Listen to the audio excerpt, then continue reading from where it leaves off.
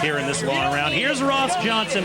Man, has he just been rounding back into form before the break. Already 2 Challenger Tour wins at Decatur, Texas, and Gallup, New Mexico. He made the short go in Kansas City. Remember, he's had so many injuries, the fractured sternum, and then he got his spur hung up in that rope in Fort Worth, and ribs, and cuts in his head. He's just been a mess, but he's riding good again. Before that, it was a dislocated elbow, for crying out loud. I mean, and now he's come back. I was in Decatur, Texas when he won that Challenger event, and it was awesome. About 4 miles from his house, he's looking good again. Oh, man, look at this guy.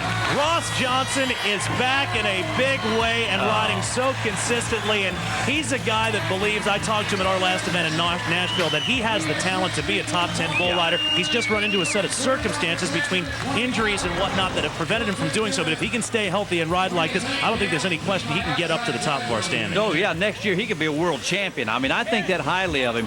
This bull, he'd have to do cartwheels and flips, somersaults to buck this guy off. You couldn't have shot him off of there with a 12-gauge shotgun. I mean, he was sticking it on him and wasn't going to budge.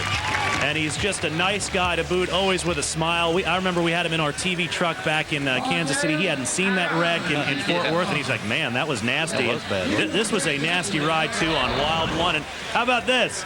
86 points for Ross Johnson. He's our new leader. He leapfrogs Mariah Stenton and Erickson by half a point. Super job by the Texas Cowboy.